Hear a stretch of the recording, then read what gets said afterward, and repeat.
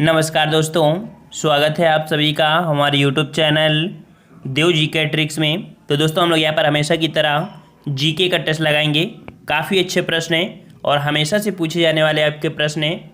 और यहाँ पर हमने प्लेलिस्ट बना दिया है जहाँ पर आपको सभी वीडियो देखने को मिल जाएंगे। अगर आप नए हैं तो चैनल को सब्सक्राइब भी कर लीजिए और वीडियो अच्छा लगे तो वीडियो को लाइक भी करिए। चलिए, यहाँ पर प्रश्न पूछा गया है कि वर्ष 2018-19 में दुग्ध का सर्वाधिक उत्पादन निम्नलिखित में से किस राज्य में हुआ था। काफ़ी अच्छा प्रश्न आपका है और यहाँ पर 84 ऑप्शन राइट आपका जवाब यहाँ पर आया था, बिल्कुल सही सबका था। तो यहाँ पर प्रथम स्थान आपका था उत्तर प्रदेश, ऑप्शन राइट आपका ए सही हो जाएगा, उत्तर प्रदेश। और इसके बाद देखा जाए तो दूसरा स्थान आपका आता है राजस्थान का। ठीक है, नेक्स्ट क्वेश्चन दिया गया है कि किसी व्यक्ति का पूरा प्रतिबिंब देखने के लिए एक समतल दर्पण की न्यूनतम ऊंचाई कितनी होती है।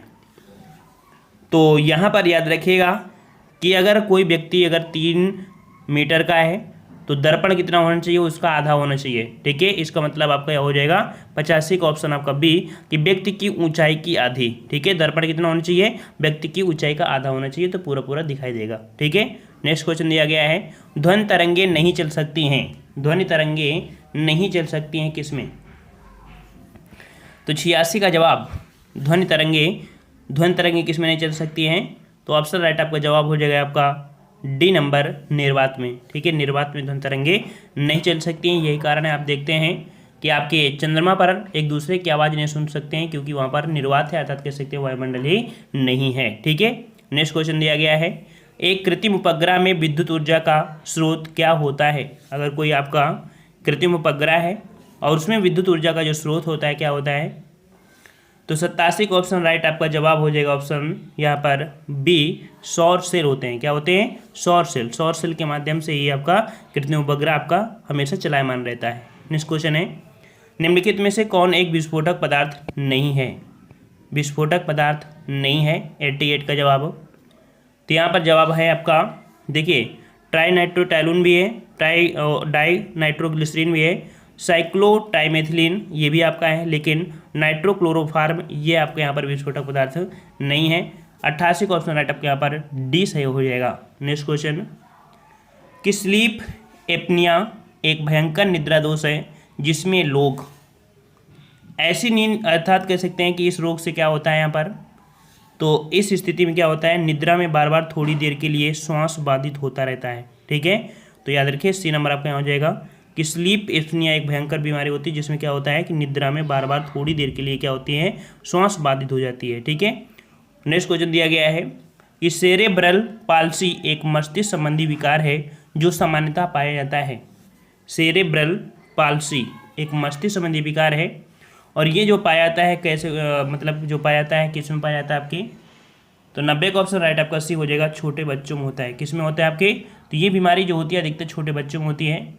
और सेरेब्रल पाल्सी एक मस्तिष्क संबंधी रोग है और यह मानसिक रूप से कमजोर कर देती है। ठीक है, नेक्स्ट क्वेश्चन दिया गया है स्त्रियों में रजोनिवृत्ति के पश्चात निम्न में से किस हार्मोन का उत्पादन समाप्त हो जाता है। तो यहाँ पर रजोनिवृत्ति के पश्चात निम्न से किस हार्मोन का उत्पादन समाप्त हो जाता है। तो 91 का जवाब यहाँ पर क्या हो जाएगा, 91 का ऑप्शन राइट आपका यहाँ पर ए हो जाएगा, प्रोजेस्टेरोन। ठीक है, प्रोजेस्टेरोन जो आपका है ये आपका जो होता है ये आपका कम हो जाता है। ठीक है, जो आपका पीरियड होता है उसी को ये बोलते हैं। ठीक है, तो उनके पश्चात आपका ये हार्मोन्स आपका कम हो जाता है। ठीक है, चलिए नेक्स्ट क्वेश्चन दिया गया है कि कोरोनरी धमनी बाईपास सर्जरी में जो रक्तवाहिका ग्राफ्ट हेतु प्रयोग में लाई जाती है वो आपकी होती है। तो कोरोनरी धमनी बाईपास सर्जरी में जो रक्तवाहिका होती है वो आपकी जो होती है आपकी 92 का ऑप्शन आपका हो जाएगा यहाँ पर डी, इनमें से कोई नहीं। मतलब कि पाँव से ली गई सिरा ये भी नहीं होगा, अग्रहस्ते से ली गई ये भी नहीं होगा, सीने से छाती वछ ये भी नहीं होगा, इनमें से डी। तो 92 का यहाँ पर जवाब आपका डी हो जाएगा। इसका मतलब क्या हुआ, तो यह सर्जरी धमनी बाईपास में से जो रक्तवाहिका ग्राफ्ट हेतु प्रयोग में आती है जो पैर, सीने, पेट और अग्र हाथों से ली जाती है, ये आपका इसका जवाब हो जाएगा। नेक्स्ट क्वेश्चन है कि बायोलॉजिकल रिस्फेरसिंग एक आधुनिक शल्य तकनीकी है जिसके द्वारा उपचार करते हैं। तो बायोलॉजिकल रेफरेंसिंग एक आधुनिक शल्य तकनीकी है जिसके द्वारा उपचार करते हैं। किसका उपचार करते हैं, तो 93 का ऑप्शन राइट आपका जवाब यहाँ पर आपका हो जाएगा ए नंबर, घुटने के जोड़ों का। किसका करते हैं आपके, तो घुटने के जोड़ों को आपका इसमें करते हैं, ठीक है। और यहाँ पर नेक्स्ट क्वेश्चन दिया गया है कि अस्पताल के निम्नलिखित में से किस विभाग में कैथ लैब होती है। कैथ लैब कहाँ होती है, तो आपका 94 का जवाब क्या हो जाएगा। कैथ लैब जो आपकी होती है, याद रखिएगा, ऑप्शन सी हो जाएगा आपकी कार्डियोलॉजी विभाग में, ठीक है। कार्डियोलॉजी मतलब हृदय रोग संस्थान जो आपके होते हैं, हृदय रोग से संबंधित जो भी विभाग होता है वहाँ पर आपकी होती है कैथ लैब, ठीक है। और यहाँ पर यह रोगों की त्वरित बीमारी के उपचार के लिए आपकी होती है। नेक्स्ट क्वेश्चन दिया गया है, सूची फर्स्ट को सूची सेकेंड से सुमेलित कीजिए। यहाँ पर विटामिन B12 है, मतलब कह सकते हैं कि किस विटामिन में क्या पाया जाता है ना। तो देखिए विटामिन B12 में क्या पाते हैं, तो B12 में आपके पाते हैं कोबाल्ट, ठीक है। हीमोग्लोबिन, और हीमोग्लोबिन में आपका पाया जाता है, देखो लोहे की कमी हो जाती है तभी तो होती है ना, इसका मतलब हीमोग्लोबिन में क्या पाते हैं, आपका लोहा पाते हैं। क्लोरोफिल में क्या होता है, तो क्लोरोफिल के कारण पत्तियाँ हरी होती हैं, और पत्तियों में आपका एक पदार्थ होता है, एक तत्व होता है मैग्नीशियम, तो इसका आपका हो जाएगा मैग्नीशियम। और पीतल, और पीतल आपका होता है तांबा, है ना। इस प्रकार से आप मिलान कर सकते हैं, ठीक है। चलिए नेक्स्ट क्वेश्चन को आते हैं। क्वेश्चन आपसे अगला दिया गया है कि कुछ समुद्री जंतु एवं कीट अंधेरे में अपने शरीर में प्रकाश उत्पन्न करते हैं, इस परिघटना को क्या कहते हैं। देखते हैं, कुछ कीट पतंगे होते हैं जो रात में जिसे जुगनू बोलते हैं, वो जलते हैं, इसका कारण क्या होता है।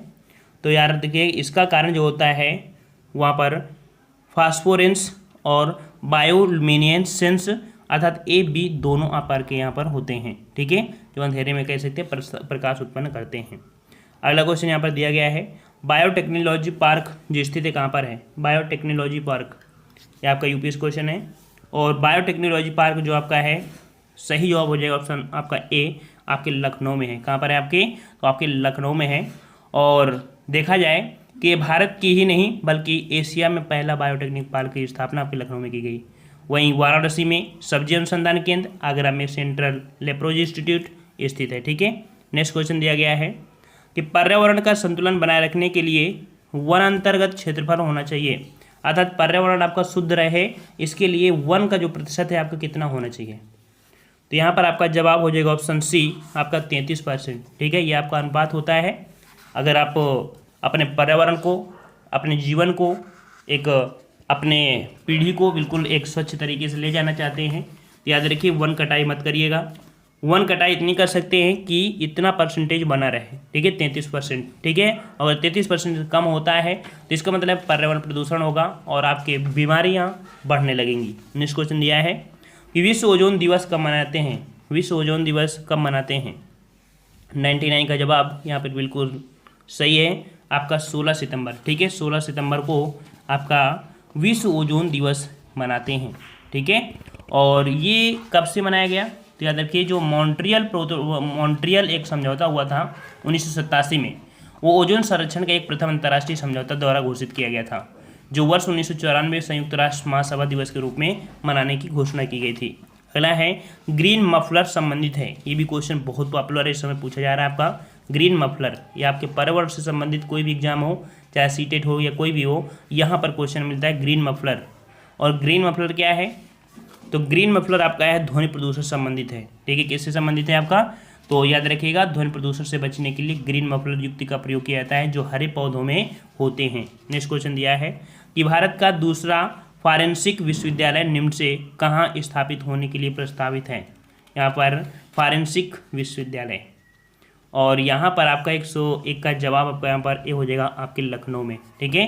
ये कह सकते हैं भारत का दूसरा तथा उत्तर भारत का ये पहला आपका फॉरेंसिक साइंस विश्वविद्यालय होगा। ये साइंस विश्वविद्यालय है लखनऊ में, ठीक है। और भारत का पहला जो आपका था वो आपका कहाँ है, तो गुजरात के गांधीनगर में। नेक्स्ट क्वेश्चन दिया है कि निम्नलिखित में से कौन उत्तर प्रदेश के चौथे राज्य वित्त आयोग का अध्यक्ष था। चौथे राज्य वित्त आयोग का अध्यक्ष, तो यहाँ पर आप 102 का जवाब आपको हो जाएगा आपका डी नंबर अतुल गुप्ता, ठीक है। कौन थे आपके, तो 102 का जवाब आपका हो जाएगा यहाँ पर डी नंबर अतुल गुप्ता, ठीक है।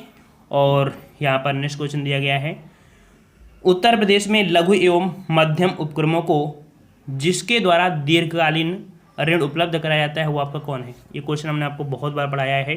लघु एवं मध्य उपक्रमों को जो आपका दीर्घकालीन ऋण प्रदान करते हैं वो आपका निगम कौन सा है, तो 103 का जवाब हो जाएगा ऑप्शन सी, उत्तर प्रदेश वित्तीय निगम, ठीक है। उत्तर प्रदेश की बात हो रही है, उत्तर प्रदेश वित्तीय निगम ऑप्शन आपका सी हो जाएगा। नेक्स्ट क्वेश्चन है उत्तर प्रदेश में भारतीय सूचना प्रौद्योगिकी संस्थान जहाँ स्थापित किया गया वो आपका कौन सा है? उत्तर प्रदेश में भारतीय सूचना प्रौद्योगिकी संस्थान।